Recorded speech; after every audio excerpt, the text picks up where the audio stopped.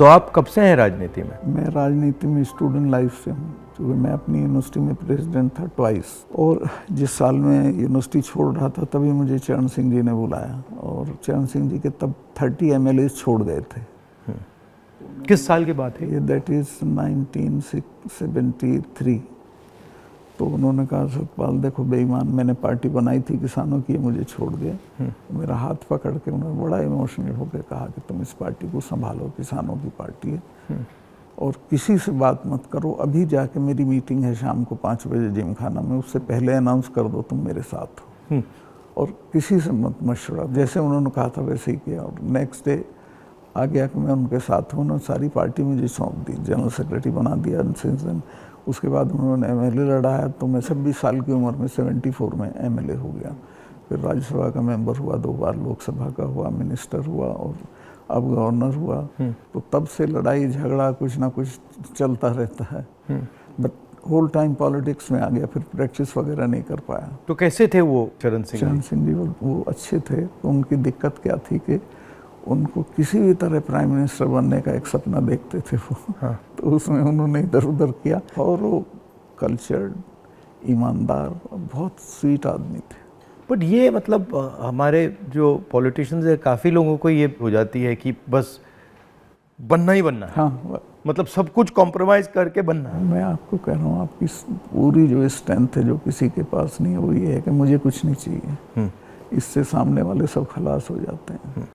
But ये होता क्यों है कि मतलब इतनी मतलब इम्पेशंस हो जाती है कि बस हर हालत में ही, मतलब काफ़ी पॉलिटिशियंस ऐसे होते हैं। आज़ादी के फ़ौरन बाद तो राजनीति एक तरह से कर्तव्य था, और लोग करते थे उसको उस तरह। फिर ये प्रोफेशन हो गया, और अब ये बिजनेस हो गया है। आप जम्मू कश्मीर में जब थे, जी, मतलब बड़ा कॉम्प्लिकेटेड टाइम था, बहुत कॉम्प्लिकेटेड। उसके बारे में आपकी क्या राय है? क्या मेरी ये राय है कि जम्मू कश्मीर को आप ज़बरदस्ती या फौज से ठीक नहीं रख सकते हैं।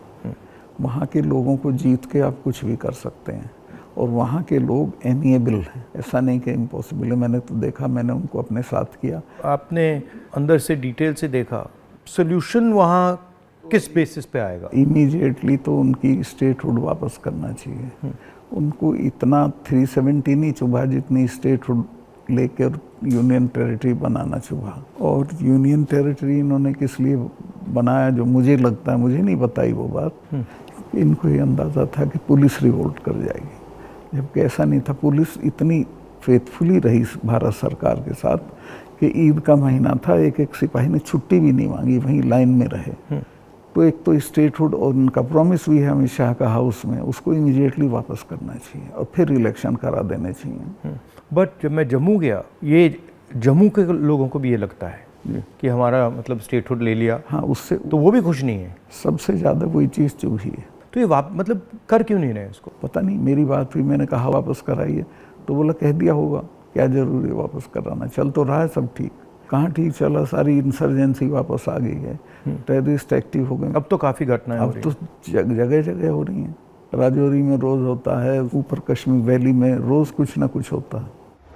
आपकी क्या राय है उसके बारे में, पुलवामा के बारे में? पुलवामा के बारे में मैं ये तो नहीं कहता इन्होंने कराया, बट पुलवामा में इन्होंने उसको इग्नोर किया और पॉलिटिकल इस्तेमाल किया अपने लिए। क्योंकि उसमें इनकी स्पीचेस हैं जिसमें ये कहता है कि जब वोट देने जाओ तो पुलवामा की शहादत को याद रखना। जैसे ही मैंने पुलवामा के बारे में सुना, मुझे पता लगा कि हमारे जो शहीद हैं एयरपोर्ट आ रहे हैं जी। तो मैं सीधा एयरपोर्ट गया। हमारी सिक्योरिटी वालों ने मुझे कहा कि नहीं नहीं नहीं आप मत जाइए, मगर मैंने कहा मैं जा रहा हूँ। तो मैं एयरपोर्ट में चला गया, और एयरपोर्ट में उस टाइम मुझे कमरे में बंद कर दिया, और मुझे कहा कि देखिए आप कमरे से नहीं निकल सकते। मैंने कहा मतलब? तो उधर वो सब शहीद आए थे, वहाँ पे आर्मी के लोग थे, प्रधानमंत्री आ रहे थे, और मुझे मतलब लिटरली चाबी से बंद किया कि आप बाहर नहीं जा सकते। मैंने सिक्योरिटी वालों से बोला ये मतलब ऐसे कैसे कर सकते हैं, और फिर लड़के मैं वहाँ से निकला। तो मुझे लग रहा था कि एक पूरा वहाँ पे शो सा क्रिएट हो रहा था। हाँ, वो था ही। वो प्रधानमंत्री को श्रीनगर जाना चाहिए था, राजनाथ सिंह आए थे, मैं था, हम लोगों ने श्रद्धांजलि दी थी। प्रधानमंत्री को उसी दिन जाना चाहिए था। नहीं, मगर मुझे उसमें क्या शौक लगा कि ऐसे लग रहा था कि एक कोई बड़ा इवेंट सा हो रहा है ना। इसके और वहाँ पे प्रधानमंत्री आए हैं और ये पूरा मतलब जैसे देश को दिखा रहे हैं कि भैया देखो, काफ़ी डिस्टेस्टफुल सा था। जिस दिन ये हुआ तो ये नेशनल कॉर्बेट पार्क में शूटिंग करा रहा था अपनी, तो ये अवेलेबल मैंने 3-4 बार कोशिश की, मिला ही नहीं मुझको। 5 या 6 बजे इसका फ़ोन आया, हाँ सतपाल भाई क्या हुआ? मैं कहा हमारे इतने लोग मर गए हैं और हमारी गलती से मरे हैं। तो बोला नहीं चुप रहना, अभी कुछ नहीं बोलना इस पर। फिर 1 घंटे बाद ये डोभाल जो मेरा क्लास फेलो रहा लॉ में मेरठ में, तो इसका फ़ोन आया, सतपाल भाई आप बोल दी। मैं 2 चैनल को बोल चुका था ये बात, तो इन्होंने कहा नहीं कुछ नहीं बोलना है इस पर। मैं कहा ठीक है, मैं समझा कुछ जांच वाँच कराएंगे, उस पर असर पड़ेगा। कुछ भी नहीं। तीसरे दिन इनका आ गया कि ये पुलवामा की शहादत को याद रखो और अब हम बालाकोट करेंगे, ये करेंगे, वो करेंगे। और अभी तक उसमें कुछ नहीं हुआ? कुछ नहीं, करना भी नहीं है इसको। पुलवामा के शहीद जिस तरह हुए थे इसलिए हुए कि उन्होंने 5 एयरक्राफ्ट मांगे थे। अगर वो मेरे से मांग लेते तो मैं इमीडिएटली कर देता। मैं तो वहाँ स्टूडेंट्स जब जम्मू में फंस जाते थे वर्ष में, उनको एयरक्राफ्ट से, क्योंकि दिल्ली में एयरक्राफ्ट इमीडिएटली मिलता है किराए पे। 4 महीने तक एप्लीकेशन उनकी पड़ी रही होम मिनिस्ट्री में, और 4 महीने बाद वो खारिज कर दी कि नहीं देंगे। तब वो सड़क से चले। इतना बड़ा, मतलब 4 महीने के लिए वो चले ही नहीं? चले ही नहीं, इसलिए कि वो सड़क से चलना बिल्कुल इनसिक्योर होता है, वो उनके उसमें नहीं है सिस्टम में। 5 जहाज मांगे थे उन्होंने, वो नहीं दिए। 4 महीने तक लटकाए रखे। और तो 4 महीने के लिए क्या होल्ड पे थे? क्या होल्ड पे थे सब? मेरे सामने नहीं आई। अगर मेरे सामने आई होती तो मैं उसमें कुछ करता। That was between CRP and home ministry. लेकिन ये थी कि अटैक हो सकता है। इसके अलावा वो जो गाड़ी टकराई थी वो 10 दिन से घूम रही थी वहाँ, पूरा आप समझिए कि भरी हुई विस्फोटक से। वो कैसे, मतलब इतना एक्सप्लोसिवली कैसे, मतलब ऐसे घूम रही थी? सिस्टम नहीं था ठीक से। और जब मैं गया हूँ फिर पुलवामा होने के बाद, तो जो 10 किलोमीटर का स्ट्रेच है उसमें लगभग 8-10 लिंक रोड मिलती हैं। एक भी सैनिटाइज नहीं थी उस दिन। बल्कि हम तो जब अपनी पुलिस को भेजते थे कश्मीर की, तो पूरी रोड पे सिविल ट्रैफिक बिल्कुल रोक देते थे, सैनिटाइज कर देते थे, तब भेजते थे। ना हाईवे सैनिटाइज था, ना वो लिंक रोड। और लिंक रोड जहाँ हाईवे में मिलती है वहाँ रिवाज ये है कि वहाँ एक जिप्सी खड़ी होनी चाहिए जो उसे रोक दे कि नहीं भाई ये काफिला चला जाए सीआरपी का, तब जाना। ब्लॉक कर कुछ नहीं था, there was nothing like that. तो जब आप वहाँ गए, जैसे पॉलिटिक्स में हम ऐसी घटनाओं में जाते हैं, तो जब हम कहीं पहले पहुँचते हैं, कोई माइंड में कोई फीलिंग आती है, तो इसमें आपकी क्या फीलिंग आई थी जब आप पहली बार वहाँ गए? आप मेरा यकीन करेंगे, आई वॉज इन टीयर्स। और मैंने इसको फ़ोन किया, मुझे नहीं मिला। जब 5 बजे मेरी बात हुई तो मैंने कहा हमारी गलती से हुआ ये। तो बोला नहीं इस पर आपको चुप रहना है। मैं चाहता था कि कुछ सर इसमें कटने चाहिए जिनकी जिम्मेवारी थी। कुछ भी नहीं, किसी का नहीं, कुछ नहीं हुआ। उसको इलेक्शन के लिए यूज़ करना चाहते थे कि ये पाकिस्तान ने किया, हमारे जवान मारे और अब हम हराएंगे। भारत जोड़ो यात्रा में हम वहीं से निकले, एक्चुअली साइट से निकले, पुलवामा से। तो मुझे ये लग रहा था कि जो आपने बोला कि ऐसी जगह पे, स्ट्रेटेजिक जगह पे इतना एक्सप्लोसिव कहाँ से आ गया, कैसे आया, वो मेरे दिमाग में क्वेश्चन था। सारा पाकिस्तान से आया था, बट इतना 600-300 किलो। हाँ, ये बॉर्डर तो हमारा पोरस है, और ये इतना एक्सप्लोसिव इंडिजिनसली प्रोक्योर करते तो वो बात फैल जाती। ये 10-12 क्विंटल तो आया हुआ था, उसमें से ये गाड़ी पूरी भरी थी एक्सप्लोसिव से। और बताया मुझे जब मैं गया कि साहब ये तो 10-12 दिन से घूम रही थी गाड़ी। जो गाड़ी चला रहा था उसका भी, मालिक का, दोनों का टेररिस्ट रिकॉर्ड था। दोनों कई बार गिरफ्तार हो लिए थे, फिर छूट गए थे, फिर गिरफ्तार हुए थे, फिर छूट गए थे। अच्छा, तो उन पर कोई निगाह नहीं थी इंटेलिजेंस एजेंसीज की। यहाँ मीडिया में, मतलब मैं देख रहा था, यहाँ पे इतना बड़ा कास्ट सेंसस का मुद्दा है, बट अब आजकल बस इजराइल। कास्ट सेंसस को नहीं दिखा। मतलब जो, चाहे वो अदानी हो, चाहे वो कास्ट सेंसस हो, जो ज़रूरी बातें हैं उसका कुछ नहीं होगा, मगर इजराइल हो, बॉलीवुड हो, क्रिकेट हो, उस पर चलते जाएंगे। अदानी तो आपने इसकी चिपका दिया, वो तो छूटेगा नहीं। गांव-गांव चला गया अदानी का। और लोग ये कहते हैं अदानी के यहाँ इसी का रुपया है। हाँ, वो 20,000 का आपने उठाया था, 20,000 करोड़। इतना बड़ा इन्वेस्टमेंट कहाँ से आएगा? कल ही एक स्टोरी आई है कि ये कोयले के प्राइस इन्फ्लेट कर रहा है। वहाँ से इंडोनेशिया से कोयला नाव में जाता है और यहाँ पहुँचते उसकी प्राइस इन्फ्लेट हो जाती है, और फिर लोगों को बिजली के लिए ज़्यादा रेट देना पड़ता है, मगर वो भी मीडिया ने कहीं नहीं उठाया। मुझे खबर ये दी गई कि जिस दिन मैं ये करण थापर का इंटरव्यू किया, इन्होंने बुला के सब चैनल्स को कहा कि खबरदार कोई रिपोर्टिंग नहीं होगी, और अतीक अहमद का केस हो गया और उसको 10 दिन तक हेडलाइन। जब मैंने वो देखा, मैंने अपनी बहन से कहा कि ये जो आपने पुलवामा की बात की है, इसके कारण ये किया गया है, हाँ, टोटल डिस्ट्रैक्ट करने के लिए। मैंने नोटिस किया जब आपने पुलवामा की बात की तो ये सब डर गए थे, लेकिन अतीक अहमद ने उसको 10 दिन तक खत्म कर दिया, ओवरशैडो कर दिया। बिल्कुल।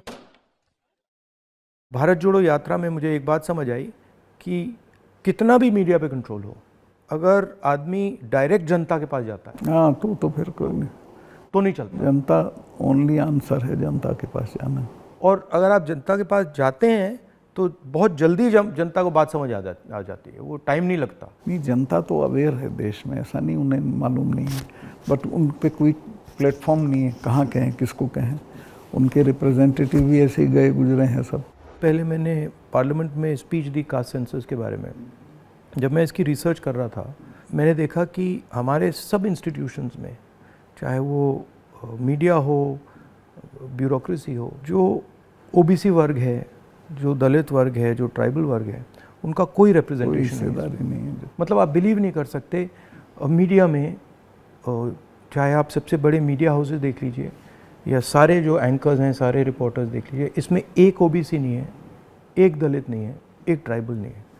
इसके बारे में आपकी क्या राय है? नहीं, मैं तो चूँकि लोहियाइट रहा हूँ, तो लोहिया ने एक बार कहा था कि मुझे कमेटी बनानी थी गोवा की आज़ादी की, तो मैं जब भी कमेटी बनाऊँ उसमें 48% अपर कास्ट आ जाते थे, नाम मांगूं तो भी वही आते थे। तो ये सिस्टम बन गया है यहाँ का। इसको चेंज करने का आपकी राय क्या है? एक तो इसको कंपलसरी करना पड़ेगा, भाई इतने % हो, जैसे नौकरियों में हो गया उस तरह से, और दूसरे उन वर्गों में थोड़ा चेतना बढ़ानी पड़ेगी, भाई तुम इन पेशों में आओ। बट इसमें इंटरेस्टिंग बात यह है कि जो स्थिति है एक्चुअली इंस्टीट्यूशनल स्ट्रक्चर में हिंदुस्तान में, उसके डिटेल्स ओबीसी वर्ग को भी नहीं मालूम, दलित वर्ग को भी नहीं मालूम। आपने थोड़ा, मतलब मैंने तो थोड़ा सा छुआ है, बट एक्चुअली किसी को नहीं मालूम, पता ही नहीं है। सही कह रहे हैं। क्यों? क्योंकि पूरा जो इन्फॉर्मेशन का सिस्टम है उसमें कोई ओबीसी नहीं है, कोई दलित नहीं है, कोई ट्राइबल, वो भी उन्हीं के हाथ में है। तो एक प्रकार से लाउड स्पीकर ऑन कर देते हैं और इतना लाउड करते हैं कि कोई कुछ बोल नहीं सकता है।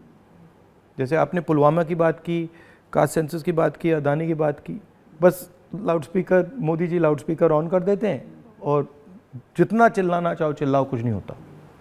कुछ दिन पहले मैं दिल्ली में 3-4 घंटे बढ़इयों के साथ काम किया, तो वो मुझे बता रहे थे कि हम सोफ़ा बनाते हैं, चेयर बनाते हैं, टेबल बनाते हैं, मगर जिस शोरूम में वो बिकता है उसमें हम जा नहीं सकते। मतलब काम हमारा, मेहनत हमारी, मगर फल हमारा नहीं। और कितना गुना एनहांस करके पैसा लेते हैं उसका।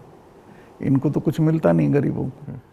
ये बहुत ही एक्सप्लॉयटेटिव सिस्टम है। तो अगर आप जीएसटी देखें, जीएसटी भी इनडायरेक्ट टैक्स है, उसमें छोटे व्यापारी, किसान, मजदूर वो टैक्स भरते हैं। डिमोनेटाइजेशन भी उनके खिलाफ हथियार था। किसान आंदोलन में तो आपने काफ़ी कमेंट किया है, वो भी मतलब उनके घर में से पैसे निकालने का तरीका था। नहीं, वो तो इनका मैं बताता हूँ, अगर आप नहीं हटाओगे इस बार तो खेती को तो ये पूरी तरह खत्म, मतलब किसान छोड़ के भाग जाएगा और ये कॉरपोरेट को दे देंगे। इनका ये इरादा है। मैं तो खेती करता था। मेरे गांव में पूरी यूपी की सबसे बड़ी काश्त थी, एक हमारे चचा थे, उनके पास 2500 बीघा ज़मीन थी। और आज मैं जाता हूँ तो सब के लड़के शहर में आ गए हैं, क्योंकि एजुकेशन नहीं है, हेल्थ सर्विसेज नहीं है और सिक्योरिटी नहीं है, तो वो बटाईदार को देके वो धीरे धीरे ख़त्म हो जाएगी खेती। खेती को ख़त्म करेंगे, फौज ख़त्म करी दी से ये ला के अग्निवीर में कौन इतने से अरसे के लिए अपनी जान देगा।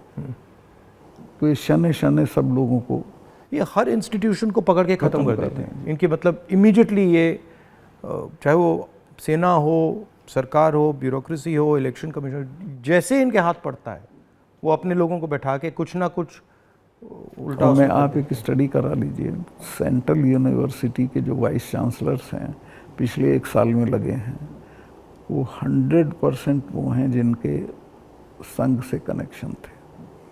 उसके बिना आप कोई नौकरी नहीं पा सकते हैं आज, और सेंट्रल यूनिवर्सिटी की तो बिल्कुल नहीं पा सकते हैं। जो इंटर कॉलेज के प्रिंसिपल होने लायक भी नहीं थे वो वीसी लगे हुए हैं सब जगह। मतलब इनका शिक्षा का सिस्टम नहीं रहा, अब कंट्रोल का, माइंड कंट्रोल का सिस्टम बनाने की कोशिश। आपके मुताबिक इम्प्रूवमेंट लाने का क्या तरीका है? देखिए, सबसे बेसिक सवाल है कि किसान को उसकी फसल का दाम सही नहीं मिलता है और उसके चलते वो हर साल गरीब होता जाता है। जो एक फसल का दाम पिछले साल था, खाद का और बाकी चीज़ों का जो दाम था, उसकी तुलना में इस साल में और फ़र्क हो जाता है। तो उसकी परचेजिंग पावर हर साल कम होती चली जाती है और उसे पता नहीं चलता।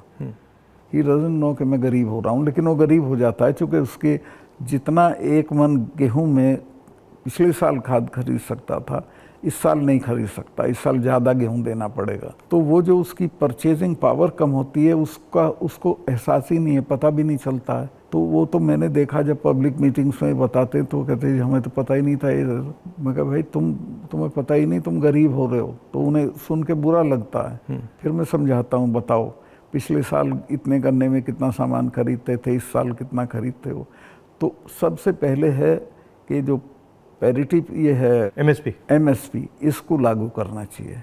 एमएसपी में ये नहीं कि सरकार सारी फसलों का एमएसपी दे, लेकिन एमएसपी करने से बाज़ार गिरेगा नहीं। और एमएसपी है इसलिए कि बाज़ार एक ख़ास जो आपने दाम तय किया उससे नीचे गिरेगा तो सरकार इंटरवीन करेगी। और ये पंडित जी के ज़माने से जो नागपुर सम्मेलन में जवाहरलाल जी ने कराया था ये, कि हम इंटरवीन करेंगे और ख़रीद लेंगे। तो एमएसपी का लागू होना बहुत ज़रूरी है। और एमएसपी पे इन्होंने किसानों से धोखा किया। जब किसान कानून वापस लिए तो कहा था हम एमएसपी करेंगे, और आज तक नहीं किया। वो क्यों नहीं किया? क्योंकि अडानी ने बड़े बड़े गोदाम बना दिए, फसलें एक दाम पे खरीद ली, अगले साल उनके दाम बढ़ जाएंगे, वो बेचेगा। एमएसपी होगा तो किसान इनको सस्ते दाम पे नहीं देगा। तो एमएसपी का होना सबसे ज़्यादा ज़रूरी है। फिर जो उसके लिए आप खाद, बिजली, पानी जो भी सरकार देती है उसके दामों पे कंट्रोल करना पड़ेगा, वो बेतहाशा ना हो, ताकि वो जो मैंने बताया जो फ़र्क रहता है खरीद बेच का वो ना हो। जो आप कह रहे थे, ये जो अदानी जी हैं, इन्होंने पूरा जो स्टोरेज का इंफ्रास्ट्रक्चर है अपने हाथों में ले लिया है। इसका इफ़ेक्ट मैंने जम्मू कश्मीर में देखा, इसका इफ़ेक्ट हिमाचल में दिखता है, अलग अलग स्टेट्स में, हरियाणा, पंजाब में। हरियाणा में तो पानीपत में बड़े बड़े गोदाम बना दिए। तो पूरा मतलब इस जो स्टोरेज का इंफ्रास्ट्रक्चर ये कैप्चर कर लिया है। तो फिर जब भी ये प्राइसेस को मतलब ऊपर नीचे फाइन ट्यून करना चाहते हैं, कर देते हैं, तो ये किसानों को मतलब नुकसान, डायरेक्ट नुकसान पहुंचाते हैं। जब तक इनके खिलाफ हल्ला बोल नहीं होगा तब तक सुधरेंगे नहीं, या फिर सरकार बदल जाए। अभी तो इन्हें टोटल प्रोटेक्शन है। मगर मैंने देखा है कि जनरली सरकारों के पास जो किसान का जो स्टोरेज की कैपेबिलिटी होती है उसके बारे में सरकारें ज़्यादा नहीं सोचती हैं। वो ज़्यादा नहीं, बिल्कुल नहीं सोचती। आप नॉर्थ ईस्ट में भी थे? हाँ, मेघालय में। वो मुझे पनिशमेंट पोस्टिंग दी गई थी गोवा के बाद, क्योंकि गोवा में मैंने करप्शन के बारे में बहुत बोला था। लेकिन वो अच्छी तो आपको गोवा से हटा दिया गया? हाँ, गोवा से हटा के नॉर्थ ईस्ट भेज दिया गया था। तो कश्मीर से हटाया, फिर गोवा से हटाया, फिर मतलब सब जगह 5 तबादले किए इन्होंने मेरे, जैसे सरकारी कर्मचारी के करते हैं। तो नॉर्थ ईस्ट बेटर था, वहाँ 12 ज़िले थे, गोवा में 2 ज़िले थे। और मेघालय बहुत अच्छी जगह है, कोई झगड़े टंटे की नहीं है। रिलैक्स लोग हैं जी हाँ, रिलैक्स अच्छे लोग हैं। संगमा साहब का लड़का चीफ मिनिस्टर था, तो उससे बहुत बढ़िया रिलेशनशिप रही, कोई दिक्कत नहीं हुई मुझे। तो मणिपुर के बारे में क्या राय है आपकी? वहाँ मतलब पूरा फेल्योर है सरकार की। चीफ मिनिस्टर जा नहीं सकता, कुछ कर नहीं सकता, लेकिन उसको अभी तक हटा नहीं रहे हैं। ये जम्मू एंड कश्मीर का भी ऐसे ही प्रयोग करते हैं, पंजाब का भी ऐसे ही प्रयोग करते हैं, मणिपुर का भी ऐसे ही प्रयोग करते हैं। मैं गया मणिपुर में, वहाँ जो आप कह रहे हैं बिल्कुल सही है, वहाँ कोई कंट्रोल नहीं था। पूरी क्राउड निकल आई थी। आप कोई कंट्रोल ही नहीं था, मतलब बिल्कुल एक स्टेट बचा ही नहीं है, 2 स्टेट बन गए हैं, एक इस तरफ और दूसरा दूसरी तरफ। नॉर्थ ईस्ट सेटल्ड था, इन्होंने डिस्टर्ब कर दिया। सब जगह ये कुछ ना कुछ मतलब अपना करते रहते हैं। और 6 महीने की बात है, मैं लिख के दे रहा हूँ, बिल्कुल नहीं आएंगे पावर में। नहीं, एक्चुअली अगर ज़मीन पे जाएं तो बहुत नफ़रत है लोगों को, बहुत शदीद, पूछिए मत आप।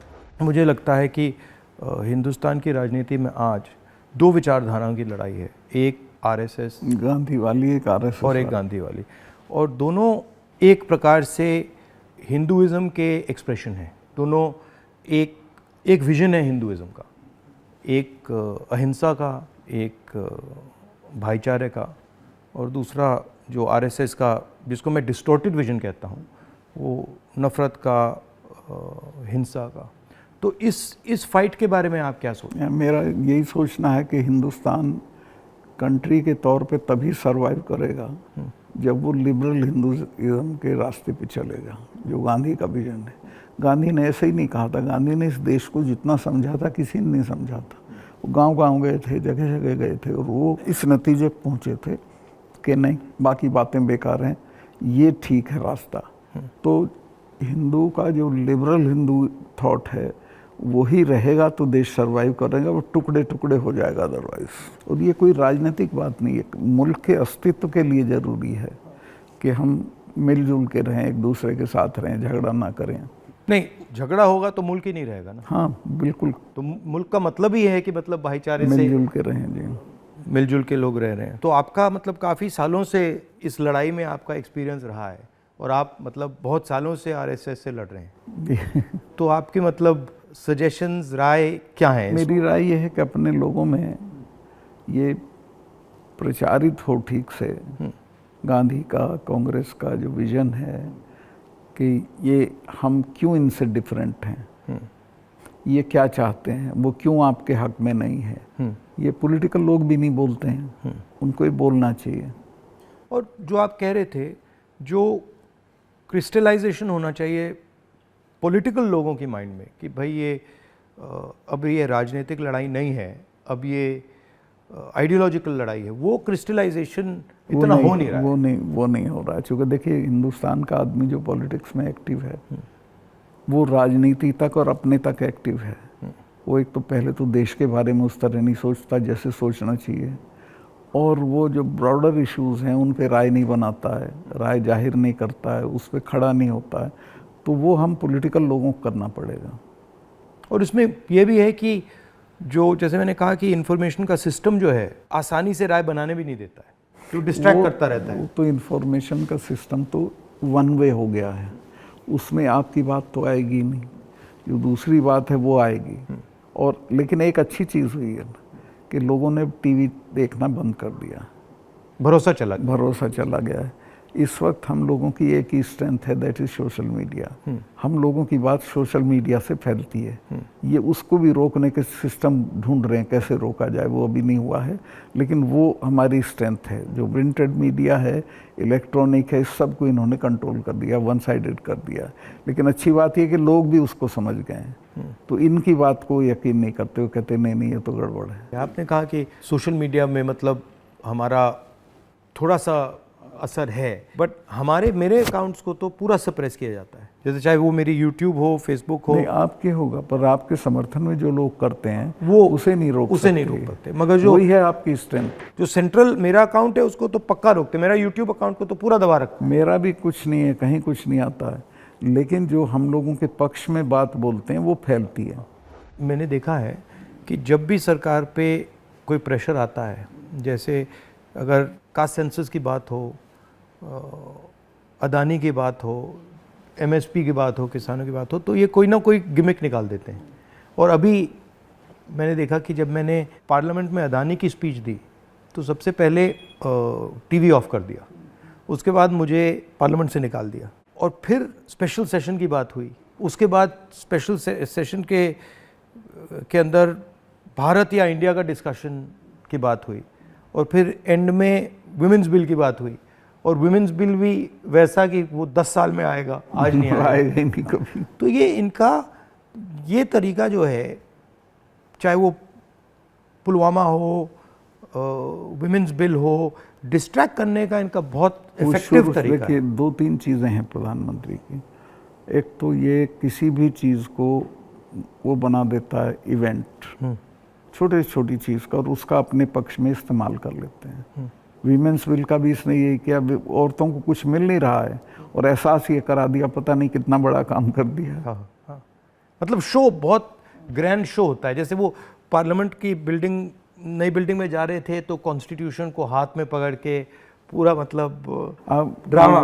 नई बिल्डिंग वाला इसकी कोई ज़रूरत नहीं थी, पर उनको पत्थर लगवाना था कि मैंने बनवाई थी एक पार्लियामेंट। लेकिन वो हर चीज़ को उसी तरह से बहुत मैग्लोमैनियक की तरह करते हैं।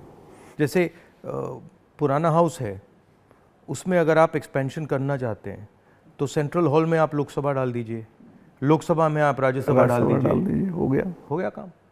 मतलब सेंट्रल हॉल में मतलब वो बिल्डिंग तो उसकी अगर केयर हो भी कई सौ साल चलेगी। हाँ, तो बिल्कुल। और अगर आपको सेंट्रल हॉल चाहिए तो एनेक्सी में सेंट्रल हॉल कर देते। बिल्कुल। तो प्रॉब्लम ही नहीं थी, बट प्रॉब्लम क्रिएट करके, शो करके पूरा मतलब, इससे देश को काफ़ी नुकसान होता है। क्योंकि नुकसान होता है, लेकिन एक अच्छी चीज़ ये है कि लोग इसको समझ रहे हैं। लोग ना समझें तो दिक्कत है, लोग हर चीज़ समझ रहे हैं। मैं तो बिल्कुल नीचे तक जाता हूँ, वो सब बोल रहे हैं इस चीज़ को कि साहब इसको करना वरना कुछ नहीं है, ये ऐसे ही करता रहता है। और एक्चुअली जब मैं इनके भाषण सुनता हूँ और इनकी जो पॉलिसीज़ देखता हूँ तो एक्चुअली डेप्थ नहीं है, डिटेल में नहीं जाते। ज़रूरत नहीं है उसको, सिर्फ रूल करना है, कोई इम्प्रूवमेंट नहीं करना, कोई चेंज नहीं करनी है, सिर्फ राज करना, जिसे बोलते हैं ना बहुत क्रूड लैंग्वेज में, सारा राज है, राज करना है, दैट्स ऑल। और वो उस तरह से जो जवाबदेही जनता के लिए होती है वो महसूस भी नहीं करते हैं। आपने काफ़ी बहादुरी के साथ जो पुलवामा के बारे में बोला, आपने जो अदानी के बारे में बोला, किसानों के बारे में बोला, तो फिर आपको धमकाया गया, सीबीआई इंक्वायरी कराएगी, सब शुरू हो गया, पूरा इनका सिस्टम चालू हो गया। आप हैरत करेंगे, ये कानून है कि जो शिकायत करता है उसको सज़ा नहीं दी जाती है। मैंने शिकायत की जिनकी की, उनका आज तक इंटरोगेशन नहीं हुआ। मेरे यहाँ 3-3 बार आ गए, मेरे स्टाफ के लोगों के फ़ोन ले गए सीबीआई वाले। मैंने कहा भाई तुम कुछ कर लो, मेरा कुछ नहीं बिगाड़ सकते, मैं तो फ़कीर हूँ, मेरे बिना कुछ है। तो तंग आ गए वो, लेकिन करना पड़ा। फिर यही कहते थे लास्ट में, साहब नौकरी कर रहे हैं मुकदमा। वो मुझे भी यही कहते थे कि भाई अब छोड़िए, मतलब हमें दबाया जा रहा है, हमें करना पड़ रहा है, इसमें कुछ है नहीं। उनकी भी मजबूरी है, क्या करें। हम बात कर रहे हैं तो इसके बाद में आप पर भी थोड़ा आक्रमण करेंगे। जब भी हम किसी से बात करते हैं एकदम आक्रमण शुरू हो जाता है उन पर। हाँ, नहीं करेंगे, मेरे पे तो करते रहते हैं, ज़्यादा दिक्कत नहीं, आपको कोई फर्क नहीं पड़ता। थैंक यू, बहुत अच्छा लगा, हमें बहुत अच्छा लगा, थैंक यू।